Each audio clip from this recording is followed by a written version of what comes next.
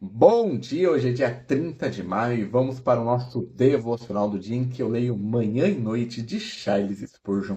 Mas antes, vamos começar com a nossa oração. Jesus, Pai querido, que o Senhor esteja presente do começo ao fim deste devocional. Que o Senhor traga para essa live todos que precisam ouvir essa palavra que se encontra em Cântico dos Cânticos, capítulo 2, versículo 15, e Romanos 6, versículo 6. Espírito Santo, se for necessário que o Senhor coloque em minha boca qualquer palavra para esse devocional. Agradeço por estar conosco nesse dia. Amém, amém, amém. Então vamos lá para o nosso devocional do dia, começando lendo a introdução da Bíblia Spurgeon para o livro do Cântico dos Cânticos, Cantares de Salomão. Circunstância da escrita. Cantares de Salomão é um dos livros mais peculiares e difíceis do Antigo Testamento. O nome de Deus aparece em algumas versões antigas apenas uma vez em todo o livro. No capítulo 8, versículo 6. O livro não é mencionado no Novo Testamento. A descrição é expressiva entre o amor de um homem Salomão e uma mulher sulamita levou muitos cientistas, especialmente nos tempos modernos, a conclusões muito negativas. Alguns duvidam que Salomão seja o autor e que o livro seja uma obra inteira. Até mesmo se perguntou se o livro deveria ter um lugar no cânon das Sagradas Escrituras. No entanto, essa questão nunca surgiu com os judeus. É verdade que a tradição do Talmud diz que Ezequias é o autor do livro, provavelmente porque durante sua época muitas tradições antigas do primeiro período de reis vieram a ser homenageadas. Mas o lugar de Cantares de Salomão no cânon hebraico do Antigo Testamento sempre foi na terceira parte principal, que são os escritos do hebraico Ketubim. Aqui, o livro pertence aos 5 rolos do hebraico Megigot, para dias de festas especial, e foi lido no 8º dia da Páscoa. O nome, Cantares de Salomão, é uma comparação absoluta em hebraico e significa tanto quanto a mais bela canção. O primeiro versículo já menciona Salomão como o autor. Podemos dizer ao estilo de Salomão. Encontramos isso mencionado 7 vezes. E além disso, 3 vezes o título rei. De acordo com 1 Reis, capítulo 4, versículos 32 ao 33, Salomão escreveu 1005 canções e ele tinha um profundo conhecimento da natureza. Apenas essa única canção de Salomão foi preservada. A música menciona 22 nomes de plantas e 15 nomes de animais. Como Salomão reinou por volta de 970 a 931 a.C., a época da escrita teria que ser fixada em meados do século X a.C. O Cantar de Salomão tem uma composição uniforme, visto que ao longo do livro as seguintes pessoas aparecem repetidamente: o noivo, a noiva e as filhas de Jerusalém. Refrões semelhantes podem ser encontrados no início e no fim de certos parágrafos. A menção cétupla do nome de Salomão também seria um refrão. Objetivo da escrita. Os expositores de Cantares de Salomão têm diversas maneiras de pensar, tanto nos tempos antigos como nos modernos. Alguns acham que o livro está descrevendo o amor do rei Salomão por uma pobre pastorinha. Uma versão dessa opinião diz que a menina já foi prometida a um pastor e permaneceu fiel a ele, apesar da vontade do rei. Outros pensam que o livro é uma coleção de até 30 poemas de amor ou de casamento. Finalmente, há quem pense que a origem se encontra nos hinos do culto babilônico de Tammuz, que é idolatria. A pessoa da Sulamita também suscitou muitas suposições, mas todas desejam um firme alicerce escriturístico. Com base nas escrituras, podemos concluir que, embora Salomão tivesse 1000 esposas, seu coração não estava satisfeito. Apenas uma simples pastorinha, foi capaz de dar-lhe o amor e a alegria e a satisfação que, segundo os pensamentos de Deus, deveriam controlar e dominar a relação entre a mulher e o homem. Isso nos leva à questão de qual propósito o Espírito Santo estava perseguindo no livro. Lá, novamente, encontramos uma variedade de pensamentos. Os judeus sempre viram uma descrição do amor de Jeová por seu povo Israel. Os pais da igreja o interpretaram pelo amor de Cristo por sua igreja no início da cristandade. Uma explicação adicional diz que o livro contém canções em que o amor conjugal é glorificado. Não considerando a causa externa, o assunto do livro só pode ser a relação do remanescente judeu fora de Israel com seu rei, o Messias. É claro que a Assembleia de Deus também é uma noiva, mas é a noiva, a esposa do Cordeiro. Entre ela e o noivo existe uma relação firme desde o início. Esse relacionamento é baseado na obra de Cristo e na habitação do Espírito Santo. A conclusão externa ocorrerá apenas na ceia das bodas do Cordeiro. Em Cantares de Salomão, entretanto, Salomão, como um rei, é um tipo de Cristo, como o verdadeiro rei da paz. O conteúdo mostra precisamente que a noiva ainda não tem uma comunhão firme com o rei, mas anseia por sua comunhão e amor. O livro contém principalmente diálogos entre a noiva e o noivo. Além de outras pessoas são apresentadas as filhas de Jerusalém, os vigias da cidade, e os irmãos e a irmãzinha da noiva. Mas tudo isso desempenha um papel subordinado. Em primeiro lugar, o amor do noivo é descrito, e em seguida o amor crescente da noiva, cujo relacionamento com o noivo se torna firme, e mais tarde, até que finalmente ela goza plenamente de seu amor. Este desenvolvimento de amor e confiança, bem como a experiência de amadurecimento, encontram sua expressão nas seguintes palavras da noiva: O meu amado é meu, e eu sou dele. Ele apacenta entre os lírios. Eu sou do meu amado, e o meu amado é meu, e ele se alimenta entre os lírios. Eu sou do meu amado, e o seu desejo é para mim. Nem é preciso dizer que o livro também contém ensinamentos para o crente de hoje, portanto, também pode ser aplicado de forma ao relacionamento pessoal do crente individual com o seu Senhor. Peculiaridades: a linguagem de Cantares de Salomão. Como com os judeus ortodoxos, encontramos a velha tradição que homens com menos de 30 anos não deveriam ler Cantares de Salomão. Ao mesmo tempo, os judeus contaram o livro entre os mais sagrados e, portanto, o estimaram muito. Essa atitude também aplica a nós. Cantares de Salomão é um livro de poesia oriental que é marcado por uma linguagem pitagórica especial. Aqui, essa linguagem pitagórica de amor, cheia de expressões floridas, sentimentais e às vezes muito vivas. Mas nenhum oriental, nenhum hebreu considerava esse livro uma descrição de paixão voluptuosa.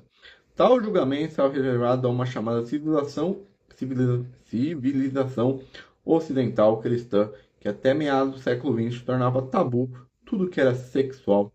A noiva em Cantares de Salomão. Os profetas do Antigo Testamento frequentemente chamavam o povo de Israel da esposa de Jeová, que se tornou infiel e, portanto, foi rejeitada. Por causa da divisão de Israel após a morte de Salomão, dois reinos surgiram, a parte sul com Jerusalém e a parte norte com Samaria como capital. Esses dois reinos que surgiram do reino materno são chamados de filhos de uma só mãe, Ezequiel 23. Cantares de Salomão menciona a mãe, bem como a irmã da noiva. Portanto, encontramos duas imagens diferentes de Israel. Por um lado, o retorno de todo Israel a Jeová nos últimos dias é comparado ao restabelecimento de uma esposa infiel. Por outro lado, o remanescente crente de Judá é comparado a uma jovem e bela noiva, unida ao rei e o Messias. No livro de Ruth, também a mãe Noemi é retratada como o povo infiel de Israel, enquanto a jovem Ruth, que é casada com Boaz, ancestral do rei da paz, é comparado com o remanescente judeu crente. Agora, esse Cristo tem duas noivas, que o remanescente crente de seu povo terreno e a esposa celestial, a Assembleia, essa conclusão não se justifica pelas seguintes razões.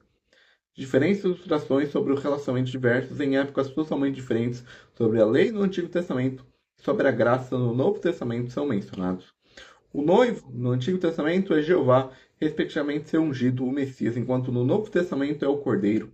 Finalmente, a união do Messias e sua noiva terrestre acontecem após seu aparecimento na terra, enquanto o casamento do Cordeiro acontecerá mais cedo no céu. Visão geral do conteúdo: Canção de Salomão, capítulo 2, versículo 8 ao 17, capítulo 3, versículo 1 ao 5, em busca do amor. Ministros, diáconos e anciões podem ser todos sábios, mas se a sagrada pomba partir e o espírito de contenda entrar, tudo estará acabado para nós. Irmãos, nosso sistema não funcionará sem o Espírito de Deus. E fico feliz que não funcione, pois suas paralisações e quebras chamam nossa atenção para o fato de sua ausência. Nosso sistema nunca teve a intenção de promover a glória de padres e pastores, mas foi planejado para educar cristãos viris que não tornarão sua fé em segunda mão. E essa é a introdução da Bíblia Spurgeon para Cantares de Salomão, Cântico dos Cânticos. Agora vamos ler o nosso devocional da manhã. Apanhei-me as raposas, as rasposinhas, que devastam os vinhedos. Cântico dos Cânticos, capítulo 2, versículo 15. Um pequeno espinho pode causar muita dor, uma pequena nuvem pode esconder o sol, raposinhas podem estragar as vinhas, e pequenos pecados fazem mal ao coração terno. Esses pequenos pecados tocam a alma e fazem-na tão cheia daquilo que é detestável para Cristo, que ele não mais terá um relacionamento em comunhão confortável conosco. Um grande pecado pode não destruir um cristão, mas um pequeno pecado pode torná-lo miserável. Jesus não andará com o seu povo a menos que ele se afaste de cada pecado conhecido. Ele disse: guardai os meus mandamentos, permanecereis no meu amor, assim como também eu tenho guardado os mandamentos de meu Pai, e no seu amor permaneço. Alguns cristãos raramente desfrutam da presença de seu Salvador. Por que isso? Certamente deve ser uma aflição para um filho sensível estar separado de seu pai. Você é filho de Deus e ainda assim está satisfeito em seguir sem ver a face de seu pai? O quê? Você é esposa de Cristo e mesmo assim está contente sem a sua companhia? Certamente você caiu em um triste estado, pois o peito da esposa de Cristo não chora como uma pomba sem o seu companheiro. Faça então a pergunta: o que afastou Cristo de você? Ela esconde sua face através das muralhas de seus pecados? Essa muralha pode ser construída muito facilmente com pequenas pedras, como com grandes rochas? O mar é feito de gotas, as rochas são feitas de grãos, e o mar que separa de Cristo pode estar cheio de gotas e seus pequenos pecados. E a rocha que furou seu barco pode ter sido feita pelo trabalho diário dos habitantes dos corais de seus pequenos pecados.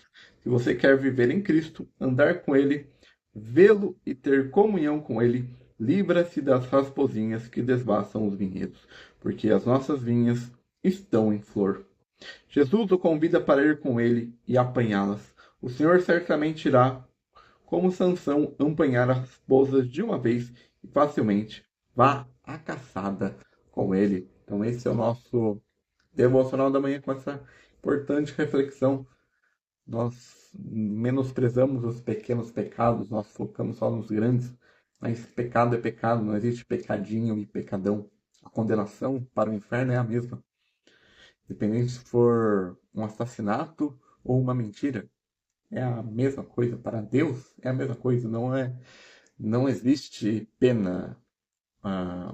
Não existe pena, como no nosso caso, uma pena de 3 anos, uma pena de 1 ano, não. Todo mundo é pena capital, é o inferno. Então, que essa reflexão, essa frase, o que afastou Cristo de você, é outra reflexão que o Spurgeon traz, acho que foi no dia 19 de janeiro, encontre Cristo onde você o perdeu. Então, a gente não precisa ficar procurando ele em novos lugares, a gente tem que procurar onde a gente perdeu ele. Que a gente vá à caçada, caçar essas raposinhas, esses pecadinhos que a gente acha que não interferem, mas interferem muito. E agora vamos ler a introdução da carta do apóstolo Paulo aos Romanos.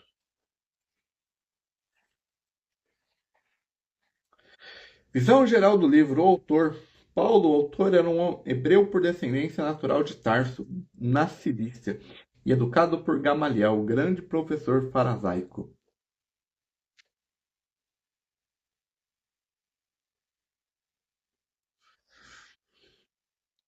Paulo foi um dos perseguidores mais implacáveis dos primeiros cristãos, mas foi convertido pela aparição repentina do Senhor ressuscitado. Ele começou a pregar em Damasco, mas por causa da perseguição, foi para a Arábia. Retornando de lá, visitou Jerusalém e Damasco, e depois foi para a Cilícia, onde, sem dúvida, realizou um trabalho evangelístico até Barnabé procurá-lo em Tarso e o levar a Antioquia, onde trabalham por um ano. Depois disso, os dois foram para Jerusalém, contribuições para os irmãos. Ao retornar a Antioquia, ele foi chamado pelo Espírito Santo para o trabalho missionário, na qual continuou até a sua morte, fazendo pelo menos 3 grandes jornadas missionárias, em que sofreu durante depois um longo martírio até a sua morte. A motivação da Epístola aos Romanos. Paulo desejava ir a Roma e agora esperava fazê-lo em breve. Ele pode, portanto, ter desejado que soubessem de sua doutrina antes de sua chegada, especialmente porque talvez tivessem ouvido alguns relatos falsos sobre ela. Foi logo depois de escrever Gálatas e a mente de Paulo estava cheia da doutrina da justificação. Ele pode ter desejado escrever mais sobre o assunto, dando ênfase especial ao lado divino da doutrina, assim como já tinha dado ao lado humano no livro de Gálatas. Deste modo, ele também pode ter sido mal interpretado em Gálatas e desejava ampliar seus ensinamentos. Em Gálatas, o homem é justificado pela crença. Em Romanos, Deus dá sua própria justiça ao crente por sua justificação. Febe, uma mulher de influência e caráter cristã, amiga de Paulo, estava prestes a ir a Roma, partindo do litoral de Corinto. E ele apenas teve uma boa oportunidade para enviar a carta, mas poderia ser, de certa forma, prestar-lhe um serviço ajudando na sua apresentação. A igreja em Roma, sem dúvida, estava em uma condição muito próspera nos momentos dos escritos de Paulo. Talvez tenha sido organizada por alguns judeus que ouviram e creram enquanto estavam em Jerusalém, provavelmente no dia de Pentecostes. Embora seus membros incluíssem judeus e gentios, Paulo a considerava sendo uma igreja, especialmente igreja gentia. Alguns erros de doutrina e prática haviam adentrado as igrejas e precisavam ser corrigidos. Eles pareciam ter entendido mal os ensinamentos de Paulo, confiado que ele ensinava quanto maior o pecado, maior a glória de Deus. Eles podem ter pensado que ensinava que devemos pecar a fim de obter mais graça e, portanto, podem ter feito do seu ensino de justificação pela fé uma desculpa para a conduta imoral. Os judeus não reconheciam os cristãos gentios como iguais no reino de Cristo. Por outro lado, alguns dos irmãos gentios olhavam com desprezo para seus limitados e preconceituosos e fanáticos irmãos judeus. Paulo, portanto, pretendia conquistar os judeus para a verdade cristã e os gentios para o amor cristão.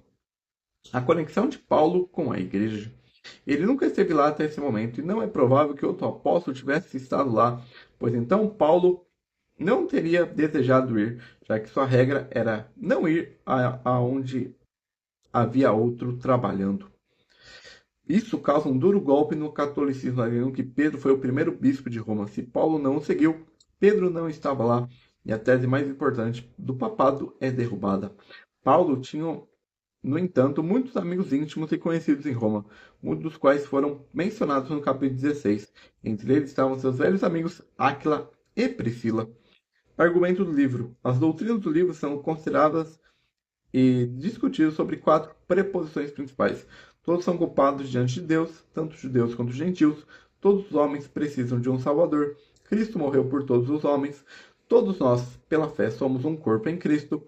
Período da escrita provavelmente em Corinto, por volta de 58 depois de Cristo. Tema: o dom da justiça de Deus como nossa justificação, que é recebida pela fé em Cristo, ou justificação pela fé. Análise, a gente vai ler sobre o capítulo 6. A rendição final do crente é garantida, capítulo 5 ao 8. Pelos novos reinos da graça para dentro da qual ela atraz. Deixa eu ver se tem alguma mais referência ao capítulo 6.